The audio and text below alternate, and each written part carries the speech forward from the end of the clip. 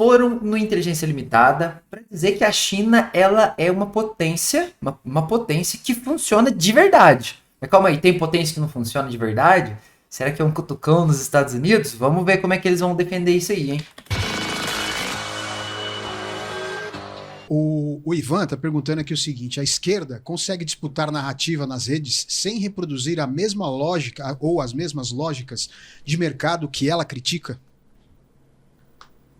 Não entendi direito a pergunta. Mas a lógica de mercado... Na comunicação... É o que? É postar vídeo e monetizar? Essa é a lógica do mercado? Não sei. Vê se ele faz sentido. Não, se é isso, eu vou dizer o seguinte. Manda lá. Só um pouquinho.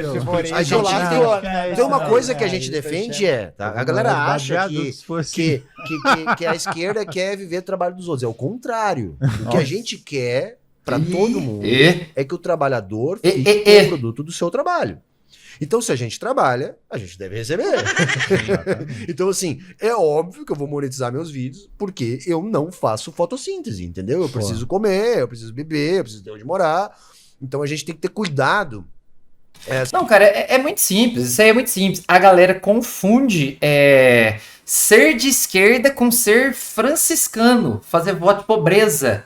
Não, gente, não tem nada a ver uma coisa com a outra, não, tá bom? Ser de esquerda é uma questão política, onde você quer que, né, como se diz, o acesso às benesses, ao básico da sociedade, seja para todo mundo.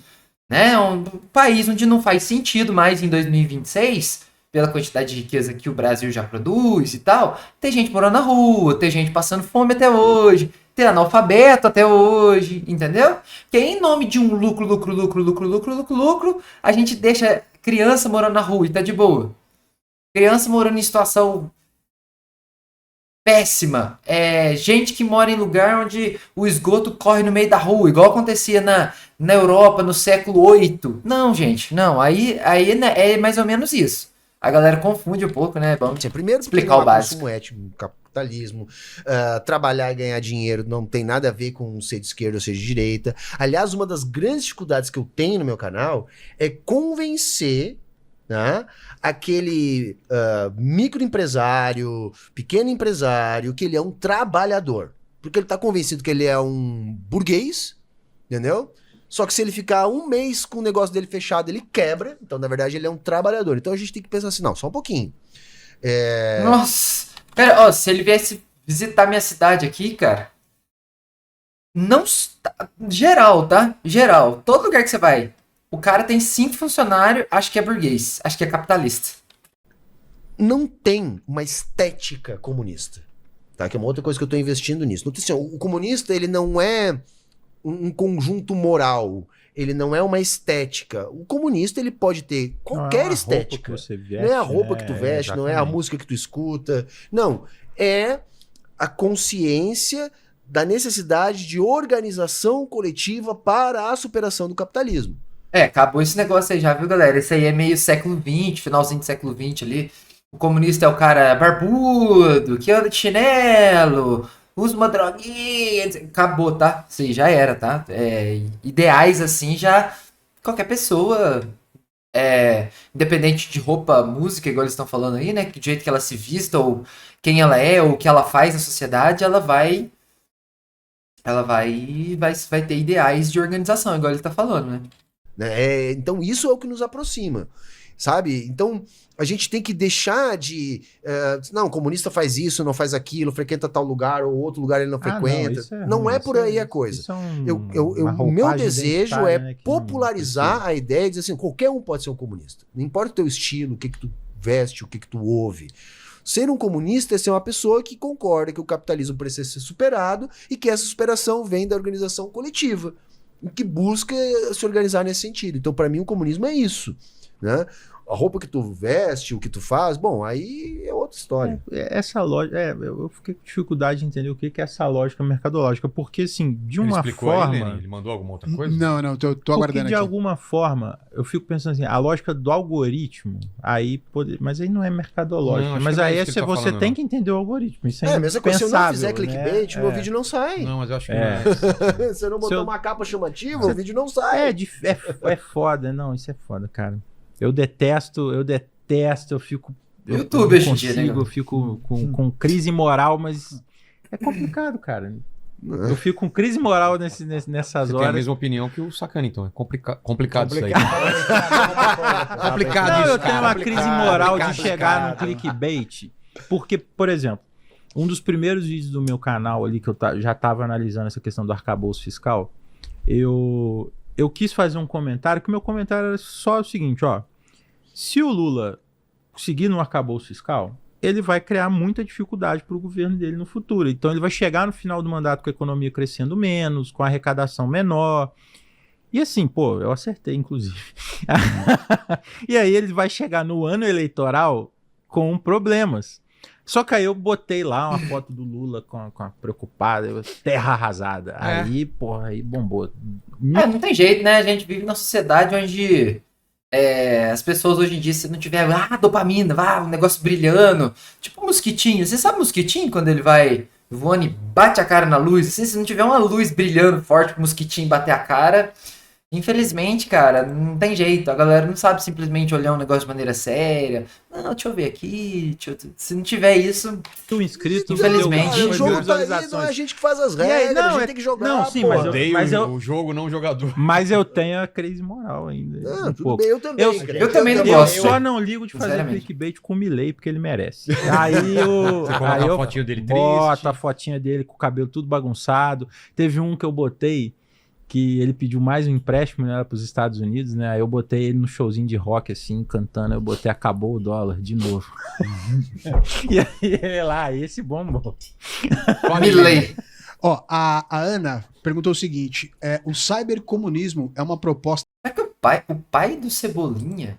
O pai do Milley é o Cebolinha?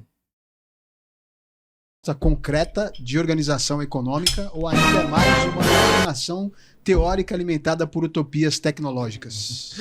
Nossa. Não, pra mim não gente, existe cybercomunismo. É isso. filosofia do Cybercomunismo termo é que só a um gente fez. termo que a Folha resolveu inventar, que é a nossa digievolução do termo webcomunismo, né?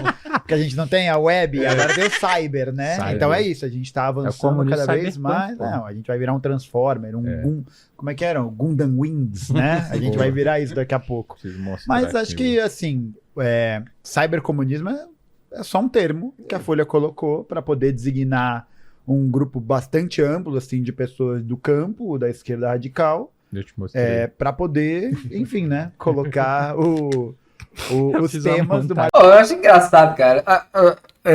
Os comunistas, quando eles vão em algum lugar assim, né?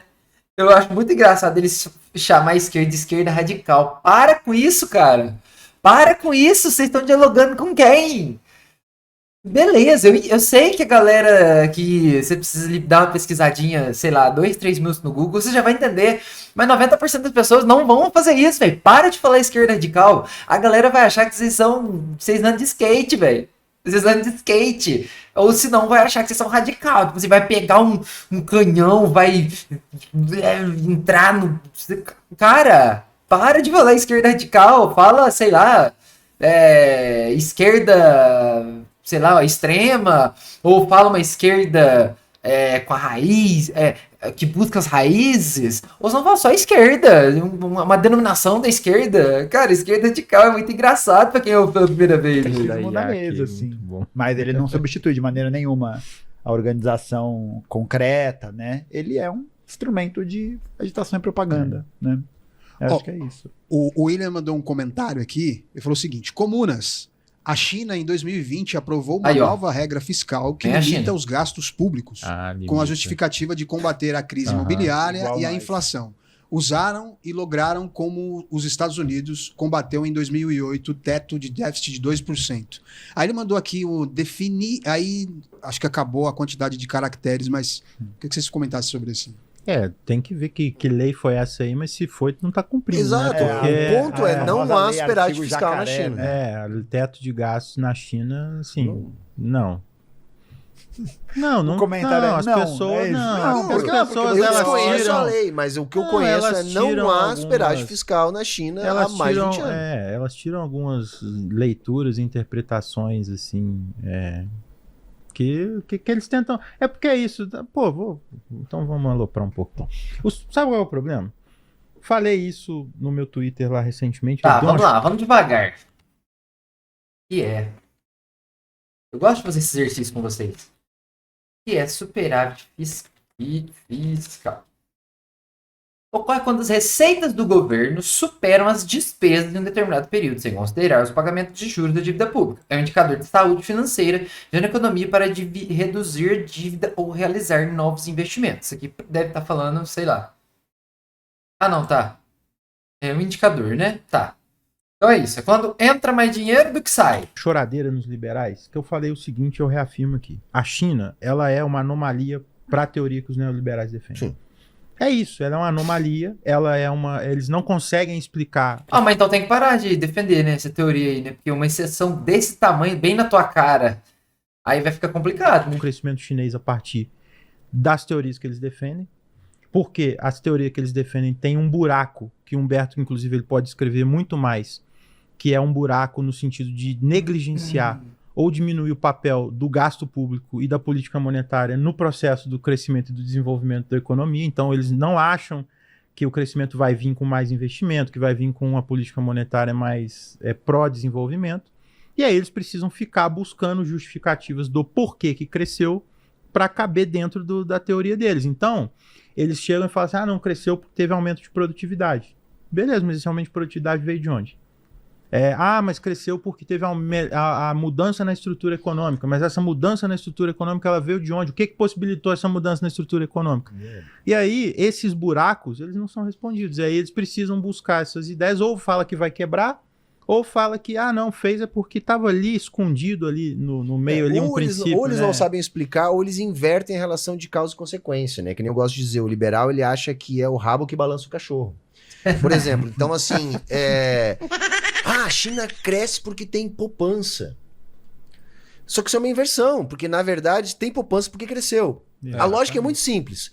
Você só consegue poupar aquilo que você tem. Você consegue poupar o que você não tem? Não. Então, para poupar, você tem que ter. Para ter, teve que ser produzido. Para ser produzido, teve que ter o quê? Investimento. Então, o investimento precede a poupança. Então, na verdade, se há aumento de investimento... Prepara que vai ter mais choradeira agora a partir cara, é a mesma coisa. Eles acham que a moeda é porque neutra. Eles defendem que é o contrário, que primeiro você poupa e depois você investe. É muito bom porque você poupa baseado em quê? O que você vai poupar porque aí se você o não grande recebe, debate, a divergência, inclusive que teve aqui no dia com o Arthur lá, que o Arthur não soube responder, foi isso, porque eles partem da ideia de que primeiro você poupa, depois você investe, aí na hora que eles vão explicar essa questão da China, eles vão falar assim, não, é porque a China, ela cresceu porque ela tinha uma poupança muito grande, mas assim, cara, o nível de investimento massivo que teve na China, não foi a poupança que eles tinham, até porque a China era uma economia minúscula até os anos 80. E sabe como é que eles explicam isso, Crepe? Em teoria, tu deve ter visto já, é com a história do Robinson Crusoe. Aquela história, não, hoje eu não vou pescar o peixe com a mão, eu vou passar fome para fazer uma rede. Aí amanhã com a minha rede eu pesco 2 peixes. Só que, tipo, isso é uma fantasia. Isso é uma fábula. Então, quando eles vão procurar explicar... E convenhamos, né? Faz muito mais sentido. É muito mais inteligente fazer o que a China fez. Porque pensa, é melhor eu ficar dando subsídio, que é o que o Brasil faz. Vem empresa de fora, fica aqui, aí já falei 1000 vezes, né? Esse negócio de tá gerando emprego. Por gerar emprego, ele vai dando subsídio para a empresa de fora. Então, deixa de arrecadar o subsídio para empresas de fora, é deixar de arrecadar.